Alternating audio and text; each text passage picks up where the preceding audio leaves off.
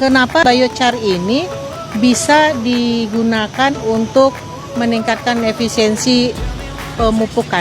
Malam semuanya, kembali lagi ya bersama saya Sunadi Daily. Jadi video kali ini kita membahas manfaat serta prosesnya lah ya, biochar untuk khususnya ya tanaman kelapa sawit. Jadi yang nonton video ini kepengen sawitnya lebih subur ya, dan biayanya lebih murah ya, serta penghemat pupuk juga ya. Jadi tahulah ya, sekarang pupuk harganya meledak cuk ya, kalau satu karungnya sekian kilonya ya. Jadi yang nonton video ini, yang belum nonton video ini, share pada teman-temannya. Jangan lupa subscribe channel saya Sunadi Daily. Jadi kita reaction videonya, jangan skip supaya kalian tidak salah paham lah ya. Oke.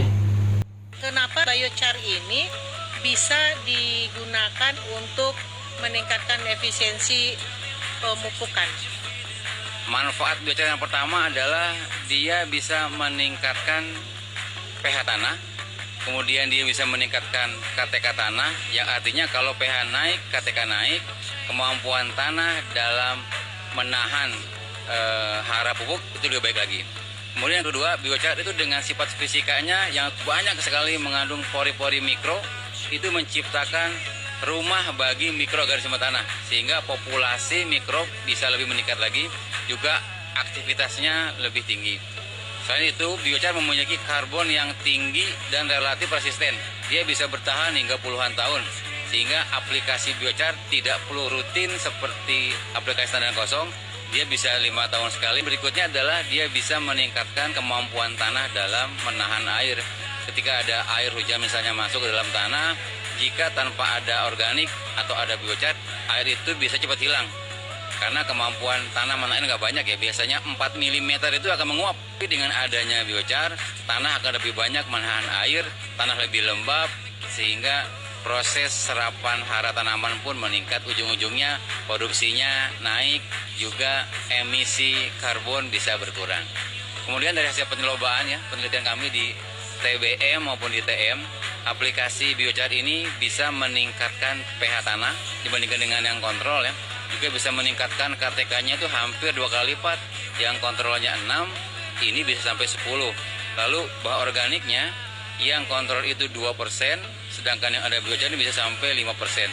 Ini bukti bahwa sebenarnya aplikasi biochar memperbaiki sifat kimia tanah. Sekali ya manfaat dari biochar. Jadi saya rekomendasikan lah ya buat kalian yang mempunyai perkebunan kelapa sawit, yang rumahnya dekat pabrik ya, kampungnya dekat pabrik, atau di kota di manalah kalian berada. Kalau misalkan kalian punya kelapa sawit, boleh bagaimana caranya ya, kalian minta rekomendasi dari kampung atau gimana ya, ke perusahaan ya. Ini sangat penting sekali untuk tanaman kelapa sawit, supaya tanaman kelapa sawit kita lebih subur ya, lebih optimal lah ya. Proses biocharnya, pembuatan biocharnya. Di sini ada Mas Riza yang akan menjelaskan proses produksi biochar dari tandan kosong kelapa sawit. Plan kami yang ada di UPT WNL, MIL PNBM, itu biochar kami menggunakan kapasitas 1 ton per jam, di mana 1 ton dari material. Proses karburasi ini adalah awal dari proses untuk mendapatkan udara panas. Dari burner yang dihasilkan dari karburasi, itu akan dilakukan pemanfaatan gas buang di drying, di mana drying ini untuk mengeringkan raw material yang akan melakukan proses di karburasi dan biochar. Sehingga dari panas buang tadi, tentunya bagaimana kita bisa mengefisienkan, ada beberapa sistem dari dusting ataupun dari sprayer itu untuk membersihkan udara dari potensi debu dan potensi dari emisi gas buang yang akan mencemari lingkungan.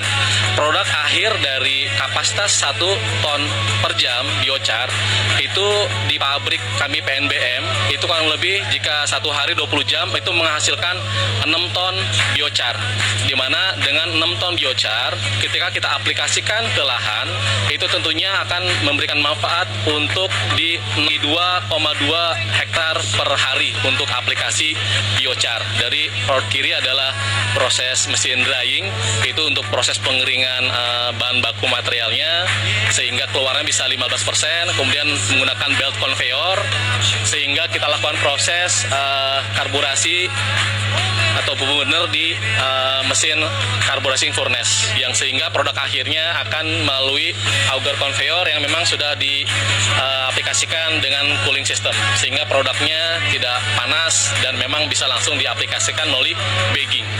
Mudah-mudahan ide dari PT BGA ini bisa diteruskan implementasinya dan diikuti oleh perusahaan-perusahaan sawit yang lain.